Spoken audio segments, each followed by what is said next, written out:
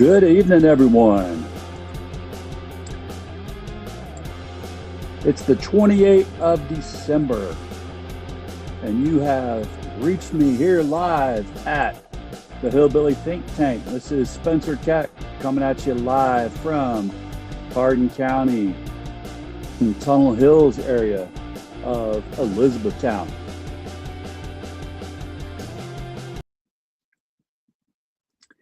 Feel free, put any questions or comments you want down here in the comments block, and I will try and get to it before my episode is over. And I'm hoping that everyone is having a great 12 days of Christmas. I think we're on, the 4th now? I counted it up the other day. Actually, when I was sitting in church this morning, I counted up. I think we're on the 4th, maybe 5th. And as you know, the 12th day will be that day of the Magi, or the wise men. So January 5th, Dia de los Reyes for our Hispanic Catholic friends. But on this 4th day of Christmas, my birthday's coming up soon, right on the 6th day of Christmas. Yeah, it's always fun. But thinking about our economy and how it has been this year, has it helped you out? Has it really helped me out? Scott Galloway has identified that we now exist in a Hunger Games economy. That's how I sum up what he's calling it. Scott Galloway is another podcaster, millionaire actually too, who is really helping define what it means for us to live in this economy where we've got people at extreme wealth at the 1% top, and our divide between the two of us, the gulf, is becoming larger and larger. Now, in my opinion, I don't know that Mr. Galloway would say this, but this is the result of the economic libertarian policies being pushed in the name of Christian nationalism that's given us the MAGA movement. We've married religious intolerance with the idea that the filthy rich deserve to be rich because God wants it to be so in America, while simultaneously telling those who make less than $1 million a year that God thinks they are lazy and worthless. Well, this has given us a Hunger Games economy. Anyone not born into wealth or lucky enough to get rich is looked down on as a peasant loser. We love to call those people's names, right? It's so much easier to berate folks as white trash, ghetto, or filthy immigrants when we worship our illusion that if you just work and grind long enough and hard enough, you too will become a millionaire one day, because we live in a land that Jesus blessed as his favorite. Now, I identify my little neck of the woods as God's country, but I recognize this is a metaphor for being blessed with primordial gold that I breathe in when I breathe clean air in my backyard. I drink clean water from a garden hose and get to, feel that high on life when my wife and I pet our dogs while hiking an hour or so every day in the most beautiful hills and hollers in the world, thanks to Kentucky. And we can hug each other here in God's country. But again, that to me is a beautiful metaphor for this feeling that I get from Kentucky, from being a proud hillbilly. But I don't fail to recognize that although I was born to parents that suffered from the trauma of combat, PTSD, and alcoholism, along with undiagnosed mental instability in another that was sane-washed through religious fanaticism, my life was thoroughly blessed by maternal grandparents that fostered resilience in me before my parents divorced. And my mom's addiction to religious fanaticism got her to marry a violently abusive man that traumatized all of her kids that came before him and after him.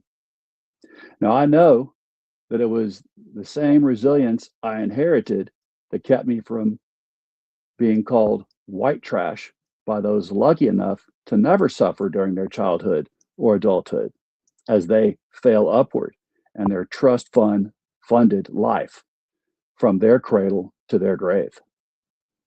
Now, there are those of us here in this real Kentucky, this real America, that listen to the fairy tale that tells us that we too will someday be billionaires if we hate the right people and blame foreigners, gays, transgenders, and non-Christians for the fact that we are also not millionaires. Right? This is the Hunger Games economy. Shit on fellow little guys for being marginalized. You know, this is what you see when you hear or see that redneck that's barely making $35,000 a year blaming an immigrant for the same redneck not making $135,000 a year, while at the same time ignoring the fact that the folks who tell us to blame the immigrants, they're also the same ones who will not vote to fund subsidies for the Affordable Care Act. So when the nearly poverty level redneck, right, loses those funds from the Affordable Care Act on the 31st of December, and his health care is no longer covered by Medicaid, and he can't afford that skyrocketed health care premium, who's he going to blame when his wife gets breast cancer and he has to watch her suffer and slowly die from it? Still going to blame those immigrants? Or are you going to look at the fact that you are a person who voted for someone with an R by their name because they've sold you this Hunger Games lie, right? And they convinced you that your salary was low because of the immigrants, while at the same time, those people with the R by their name that you voted for voted to kill your wife's health care subsidies. This is the Libertarian Hunger Games economy. What about the African Americans that voted for the current administration because Libertarian Alternative Internet News said a vote for a Democrat was a vote for nuclear war because Democrats support the Ukraine and Russia will nuke us into oblivion? That's what you're told on that alternative news network, that the Russians, if we supported the Ukrainians, were going to nuke us into oblivion if you elect anyone but Trump. Are you happy now that this Hunger Games economy, that, you know, in this Hunger Games economy, it's cheaper to buy guns and join a gang if you're a young man than it is to buy pencils and clothes for middle schoolers so that they can go to school and wear clothes that are nice enough to go to school every day?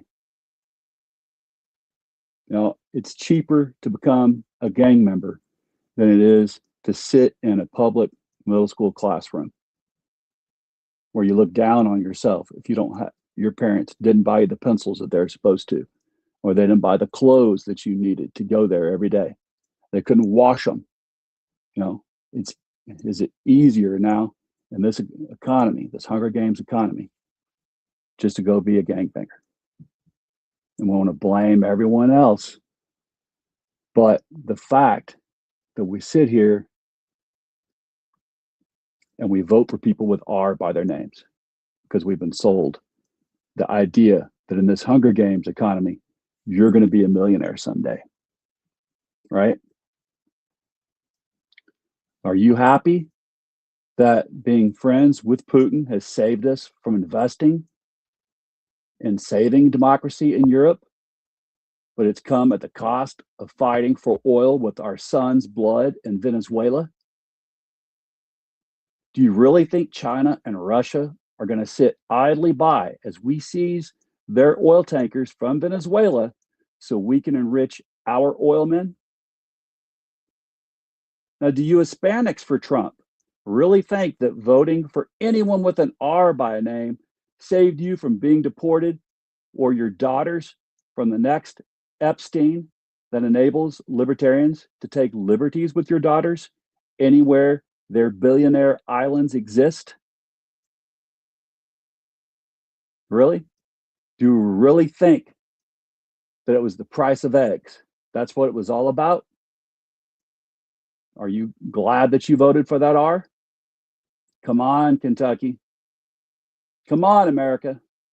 The GOP is now the grifting old pedophiles cartel for billionaires.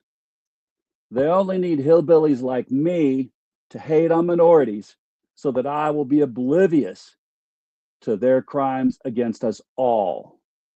I believe in life, liberty, and the pursuit of happiness for all, not just the 1%, not just for the trust fund babies. I do not care what race, ethnic identity, or religion you do or don't belong to, as long as you work hard to feed, shelter, and house you and your loved ones. Now, as a kid, I was taught that God don't make no junk, or at least that's what that t-shirt said in the 1980s. That means that even though I'm a hillbilly, my kin and I are not white trash, regardless of what the 1% thinks, regardless of how often they're going to call us to DC to be their tributes and their Hunger Games. Even though some of my friends at work and church have a different skin color, God never ever said one of his humans were created less than others. So I'm working to make my world more like the kingdom of agape love, where everyone's going to receive the health care they need, not just what the Hunger Games will allow if they don't die while playing life's American Hunger Games. I will strive. I'm going to strive my best to see every working American gets to earn a living wage. I will not stop until every Kentucky citizen has the right to quality education at each corner and holler in this state, starting here in Hardin County. Remember, in Kentucky, united we stand and divided we fall. This is not the Hunger Games. Our children will not be tributes to the game of libertarian billionaires because we are our brothers and sisters keepers. We truly love our neighbors as ourselves. Now, before I sign off, let me see here if I got any comments down here in the comments section. I see Coffee Cats and True Crime. Wow, that's a statement about its prices. It's sad that that's where we are. And isn't it? What is the price, though, of our freedom? Were we really willing to sell out our freedom over the price of eggs? Those eggs were only up because of a bird flu that was killing chickens around the nation. I lost two of my backyard hens to that same bird flu. I knew that my neighbors who didn't have their own backyard's chickens were paying higher prices on their eggs, not because of anything that Biden was doing or not doing, or that anyone with an R by their name could do better. Some of these things happen naturally, and some of those things affect the economy. But what doesn't come naturally?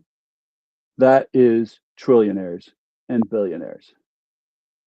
They don't just happen because they're the best people in the world and they aren't any better than you and they aren't any better than me. That's just the fact of the matter. And just because they're billionaires, whether God put them there or not, doesn't mean that I need to see the price of your health care go up. I don't need to watch my neighbor's wife die from breast cancer. I don't need to watch my neighbor's kid die from childhood onset illnesses that could have been treated and could have allowed that kid to be saved. Right? Copycats and true crime. Yeah, let's see. You said absolutely. You don't get that kind of wealth by being a decent person. So again, I've been watching Scott Galloway lately, and he talks about, he has been a millionaire 3 times, lost it twice, gained it back. He's brought up this idea, and I think it's a pretty good one. We shouldn't tax anyone 30 and younger. Give those folks the chance to accrue enough of a savings that they can start their own families without going into debt for life. They can buy their own homes, get that down payment necessary to do it, because we know you need to own your own place if you're going to generate wealth for your family for years to come, generations to come. Right? And he says, and I think it's a damn good idea, let's get back to the way it was for nearly 100 years, or at least 70 out of the last 100 years. If you made $10 million or more, you were taxed way more than you are now. But he points out, once he hit that $10 million mark, he effectively paid no more taxes. He says it's everyone that makes the 300,000 to $1 million that automatically pays 50% right now. I'd say it's even less than that, since I know I don't make 300,000 a year, but I know that my tax rate is far higher than the billionaires and the trillionaires, or as he says, anyone making 10 million and above, they effectively pay no taxes. We've got to get rid of that. Now, when I'm reading and looking at him, he seems like a decent person, but he recognizes that it's not just because he was a perfect guy that he's become a millionaire 3 times in his life. It's because he got an education at UCLA and then got to go to one of the best graduate schools in the nation. And having that by his name is what has opened those doors and those networks that no one else will get.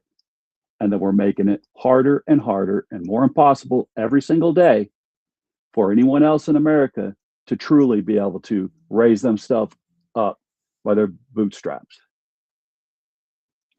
We're making the cost of going to university so expensive and making few and fewer scholarships available at those important top tier universities, making it harder and harder to get there. All right. So, Coffee Cats and True Crime says maybe you can be a good person as a millionaire, but definitely not as a billionaire 1%er. Yeah. And so he has talked about how the fact that he knows he's gotten to the point where his portfolio is diversified enough nationally and internationally that he's not going to go down. So now he looks forward to giving away as much as possible over that point that he knows he's secure in for the rest of his life, and his family is going to be secure. So we have to say to ourselves, we know that there are folks that are voting against at least 50% of this nation. More than likely against 90 to 99% of this nation. But they're bamboozling us into thinking that Hunger Games, libertarian economy is good for all of us. It's not. Not without some regulation, not without a safety net for those of us who work our damn ass off all of our life. So I'll leave it at that.